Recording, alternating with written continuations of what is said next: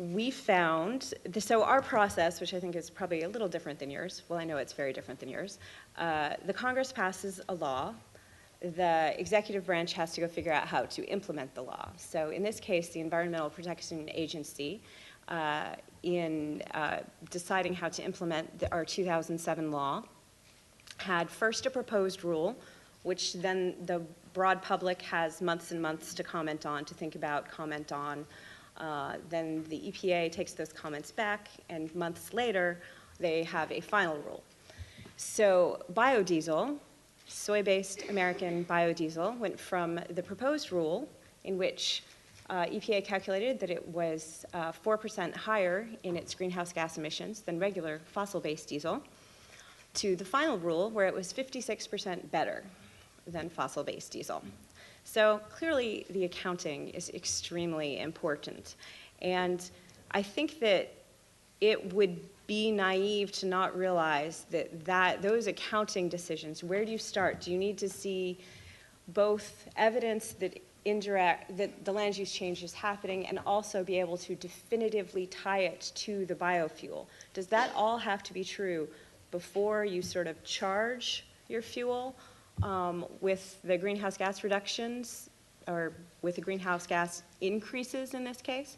Because you can kill an entire renewable industry if you're not mindful of these things, which we almost did in the United States.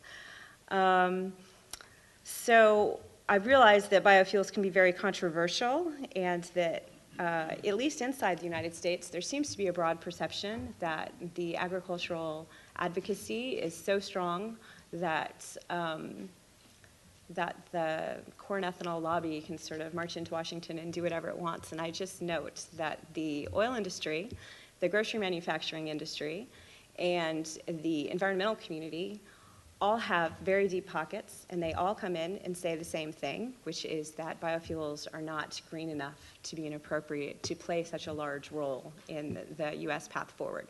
That gives me personally some pause. And then, so leaving biofuels aside for the moment, what are your other options? There's electrification, and there's natural gas vehicles. Electrification might be a better fit or a less anxiety-causing fix for Europe than it is for the United States. We suffer from range anxiety. We have a term for it. I don't know if you use that here. And that might be less of a concern for Europeans. But I will point out that, you know, the infrastructure challenges of electrification are large, and if we decide that we're going that route, we need to be willing to put some money behind it. And the same is true, if not more true of liquefied natural gas. The liquefied natural gas is a potential fit for long-haul fleet in some places, but there are enormous infrastructure costs associated with it, and I think that you know, we want this level playing field. We want to be able to say, well, this is the policy goal. Industry, you go compete and figure out what the right path forward is. But I don't know how this infrastructure gets into place unless we pick the winner to some extent. And for these alternatives to liquid fuels, there are significant infrastructure costs that in the United States at this point are probably putting off real penetration of those technologies for the foreseeable future, because I don't see us putting the money behind it right now. So I hope there's something useful in there from the American perspective, and I'm happy to take any questions after we're done. Thanks. Okay. Nick, maybe. Okay, thank you. A lot of what I want to say has been said, but I want to pick up a couple of things. Just back to what the roadmap's for. What I hope it's for is firstly to help build a sustained political support and business support for the forward trajectory. It's an incredibly important document in that sense, in terms of setting expectations, as well as the second one we think more of, which is motivating key choices to underpin. But as Chris said, we shouldn't underestimate the forces pushing against any decisions. I know of some financial analysts who are looking at the economic sustainability of European renewables targets. I know of many voters who are worried about energy prices and seeing falling real incomes. So if people think that we can just take things for granted and not carry on trying to build and explain and make clearer choices, they're fooling themselves. This is not a static game, it's a dynamic game, and I don't think we have explained the future implied by certain European decisions to Europeans, businesses or publics that well yet. And I think for me there's three critical areas in that which I'd like to pick up. Firstly, I think the roadmap really needs to acknowledge uncertainty, and that's not a problem. That's just a fact of life, and we have to live with it and not try and get rid of it by pretending we know the answer, or gets paralyzed by it, like we're caught in the headlights. The one thing we should know is energy orthodoxy has been repeatedly wrong. Take the last decade, how many people predicted $100 a barrel oil? I know I was estimating the minimum oil price at which Saudi would collapse politically in the beginning of last decade for the UK government. Shale gas, that changed things quite a lot. But renewables, probably more importantly, no one was predicting the rise of the renewables industry. Purely a policy-driven, subsidized industry as well. People say you can't have a sustainable subsidized industry. I say look at the Common Agricultural Policy and American farming.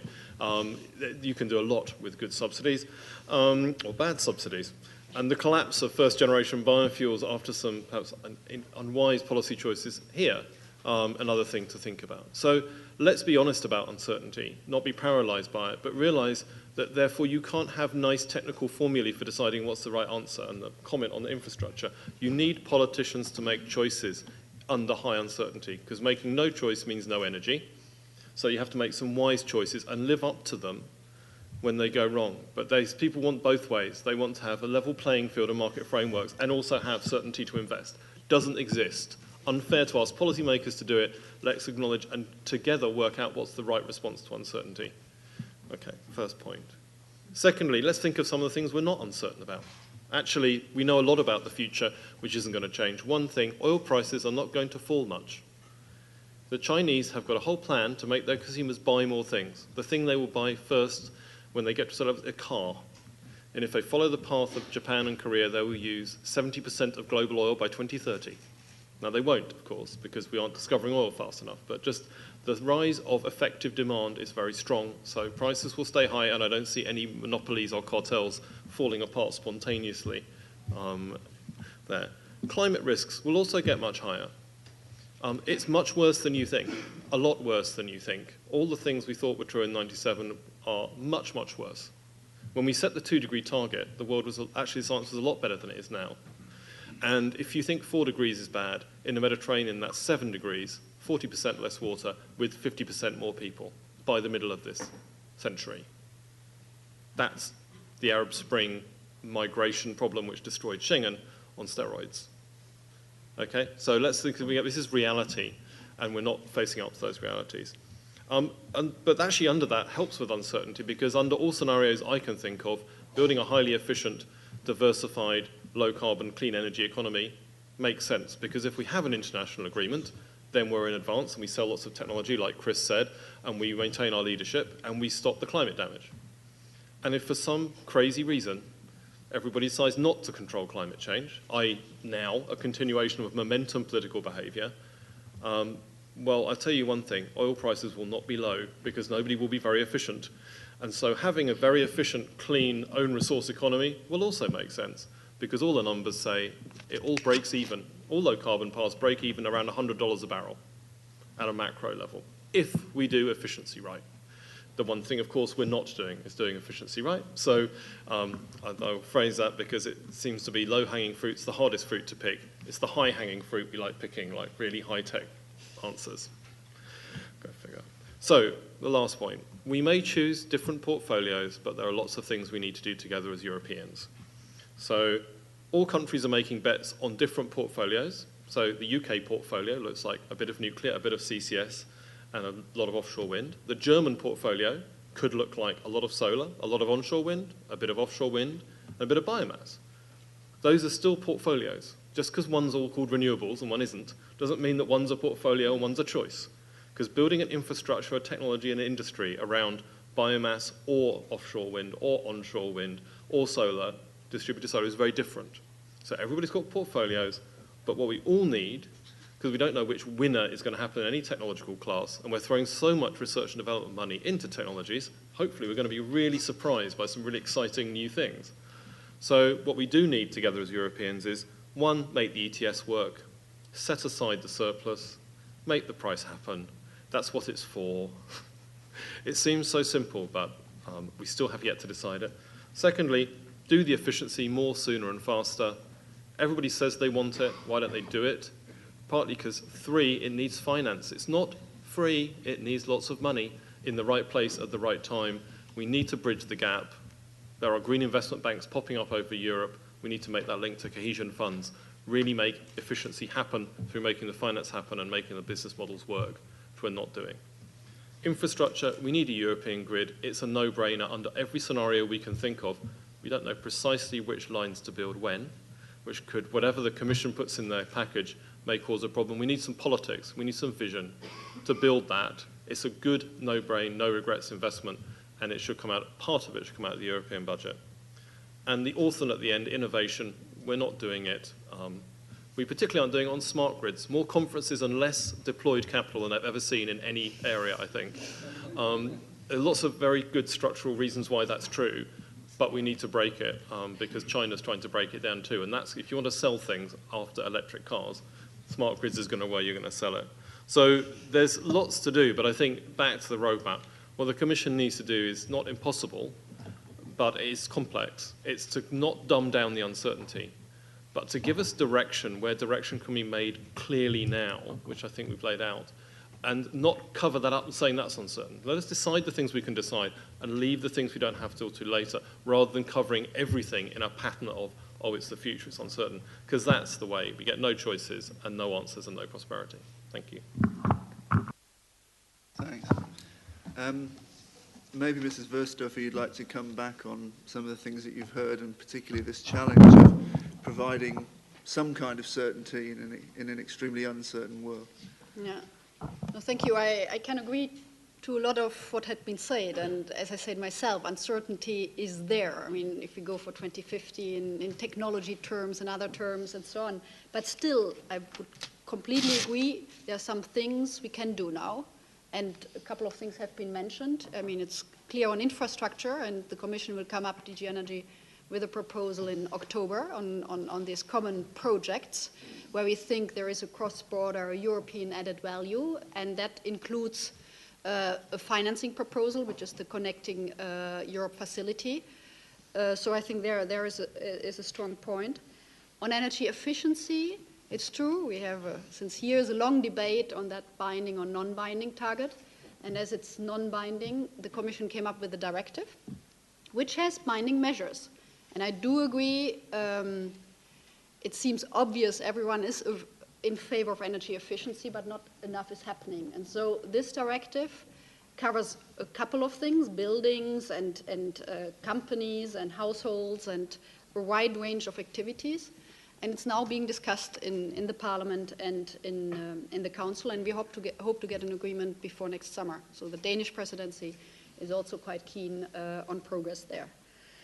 There are a couple of things on milestones. Just to be clear, we accept and take it as a given the milestones in the low carbon economy roadmap, the 40% by 2030, the 60%, and that's for clear. When I speak about milestone, I have my energy glasses on, and that means renewables or energy efficiency milestones. And that will be covered, but we don't know yet how exactly we will propose. Good. Do any of the panelists want to pick up on comments by the other panelists? Otherwise, I'll open the floor to questions and debate. Maybe one point, we don't want the same elements than we had in the 2020. Again, I think we need to have a clear view, and the technology which can be used, I would leave it open based on a market structure which is made, which allow people to take the right decision based on, is it carbon price, is it average emissions, whatever, but we need to have something. And I think what we've learned over the past is, of course, you've got to promote some technologies and you can subsidize them, but I'm afraid by subsidizing too early or in the wrong areas some technologies, one day the consumer will realize you have to pay for it. And once my biggest fear as a human being is that at a certain point of time people will say, right, look how much this electricity or whatever is going to cost compared to whatever. And when you analyze it and you say, well, why did we spend so many billions in that area to promote the renewable technology, which doesn't make sense in that area? I've been to Stockholm, and sorry for the Swedes, and in one area you're developing a brand new area. There are photovoltaic cells over there. It would make sense if they throw them at you when you buy your groceries, but when you've got to pay them and they cost roughly 300 or 400 euros per megawatt when they produce electricity, there's probably something wrong there. And that's what I'm trying to push, is make mechanisms so that the right technologies are deployed in the areas where they make sense, and then people will accept it, because it's going to hit people's pockets. I mean, people will have to pay for it. Maybe from a global point of view, and I'm convinced from a global point of view at a certain level, when we'll reach the point of no return, it will make sense that from a global point of view, well, you don't depend on fossil fuels for certain elements, and it might make sense from that point of view, but you've got to bear in mind that the whole process is a fairly expensive one, and don't bet on horses in areas where they can't run. So I would say, well, build a system where European-wise the right technologies are pushed through in the right areas. And most utilities are pan-European, so they would understand it. Nick. I think it's a really important point, because I kind of half agree and half disagree. What I really agree with is we've got to deal with bills, and we've got to do that through energy efficiency and through as cheap a way of doing this as possible to meet our target effectively, which is unfortunately the constraint. Because often you see people finding cheap ways which don't meet the target in 2050 because they expect magic to occur sometime around 2030, especially in terms of massive rollout of CCS, which we worked a lot on, by the way, but we don't believe it's magic. So I think that's what I do agree. I don't agree that, especially in many countries, this lovely vision of a technology-neutral framework can work. So the UK has done extensive road mapping to 2050 to meet the targets of the UK, and because its infrastructure is being renewed early, it has to get out of carbon 50 grams. It's probably going to be in our market reform by 2030.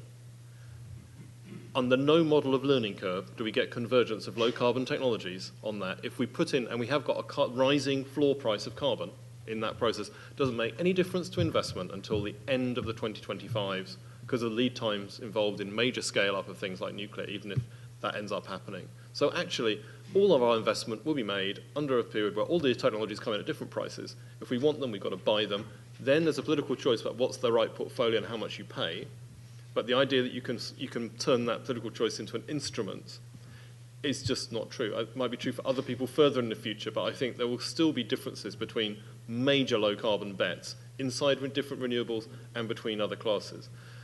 And that's just, unfortunately, seems to be the reality of the speed at which we're going. It's not because we want to make choices. I'll tell you, the UK is the last country that wants to make any choices at all. But even it's being forced to realise it might have to make a choice. To come back on that point, there's still so much resource of onshore wind in the UK which has not been tapped. And that onshore wind is today, I wouldn't say at grid parity, because it's not grid parity, but there's room for development there. I know it's much more complicated to build onshore than offshore for public acceptance, but again, it's again in political choices, it's a trade-off. We know what we have to do to fight global warming. We just don't know how to get elected again when we've done it. Keen to open up to the floor, so must have some questions, please. Over here, yeah. If you say your name and the organisation.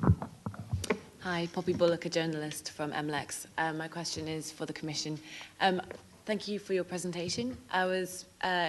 You raised a very interesting question about, okay, we need more renewables in our future, but how much, to what extent should we push renewables? So I was wondering if you could maybe give us a little bit more information on that. What sort of brackets are you looking at for these milestones or not milestones? Are you looking at a 100% renewable scenario?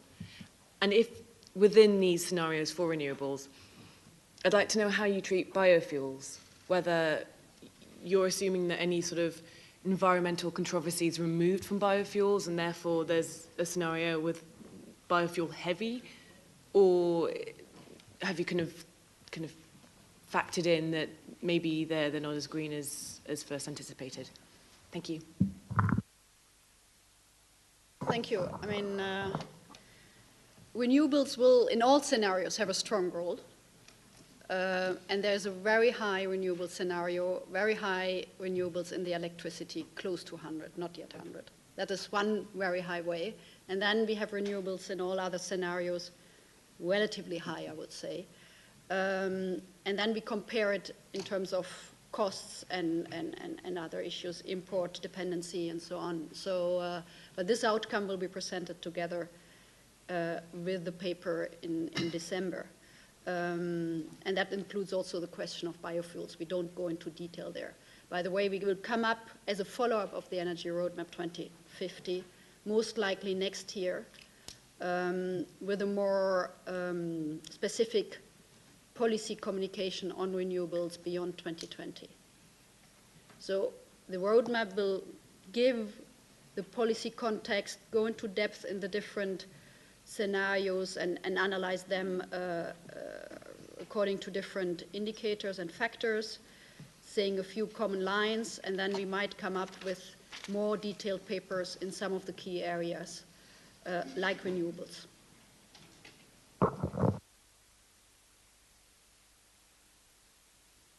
Thank you very much. My name is Stefan Gewaltig. I'm from DG Move, from the transport side, and I have one question. When one listens to the discussion about future energy mix and future of our energy system, there's a lot of talk about the different technologies, and sometimes there's also talk about what it costs. But what is never referred to in a sufficient manner, in my view, is what it means to the geography of or the topology of the country. So, for instance, I can't remember his name. He said that there's a lot of space for wind, for onshore wind in the UK. But shouldn't one take into account how the UK would then look like, and whether the population would be willing to accept a situation where you have every 500 meters a windmill? I believe that this is a very important aspect which needs to be taken into account, because otherwise you will not get the acceptance of the population. Already now it's difficult to build a new electricity line. And if you expand this to the figures we are talking about, that might be very difficult. So how and is that taken into account, and how could that best be done? Thank you.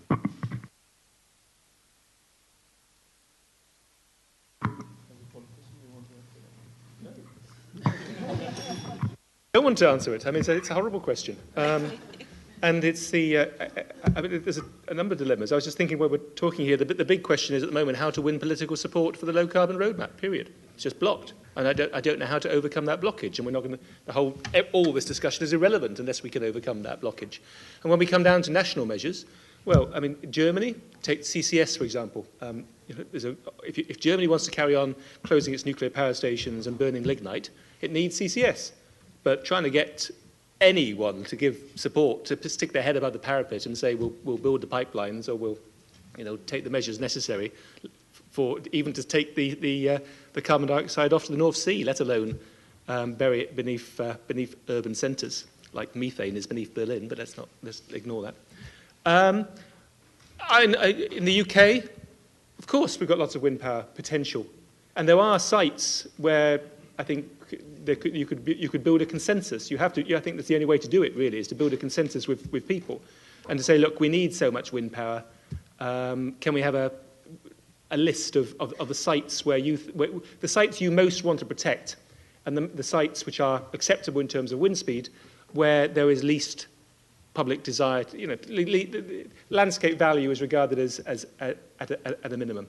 There is, for example, where I live, which is between Manchester and Leeds, it's a big urban area with a huge, great big, small band of hills in between. And there's a 6-lane motorway going across those hills. Now, most of those hills I want to protect because in an urban area such as mine, that's important.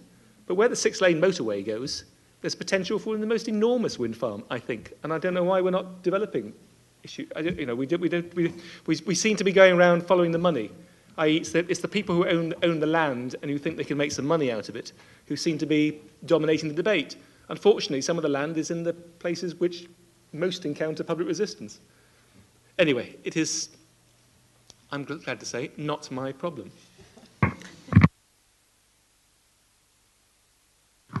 Yeah, I think this is part of a broader class of problems, which is about how fast can you get things moving. Because the other thing you find, the great thing about doing roadmaps like 2050 is you realise you've got to do things a lot faster than you usually do. And again, usual result seems to be from most, at least Western European countries, kind of doubling the deployment rate of things like transmission lines or power sector investment at a time when Basel III is closing down the amount of debt on the market and the utilities are under a lot of pressure and they can't raise that money. And you talk to the people who invest in them, and they say they don't want them to do big capital programs because they have them in their portfolio as cash generators. So deployment risk is much, and managing delivery is much more important as a point, and public acceptance of transmission lines and windmills is incredibly important, and biofuel crops. And it's underestimated as a policy issue. And it's one that we balance, one that's going to have a profound effect on the portfolio that works. So I think we're going to get less supergrid than I would like, and therefore have to have more smart grid, which we're not doing virtually anything on, because that'll be easier to get public acceptance for. More solar than is optimal and less wind. Why? Because I just think it's easier to do some of these things. And the large civil projects, like nuclear, it's just really hard to scale up, even if you want to do it, and get them on time and on budget, because we don't have the engineers and the speed to do it. And as the Chinese have found out in high-speed rail and nuclear, there's a huge discussion in China about how quickly you build things and keep them safe and keep them to quality. So that deployment risk issue is fundamental, and it's not discussed enough because it's the big limiting factor for me, actually, at the moment, both the financial aspects and the engineering aspects and the public acceptance aspects.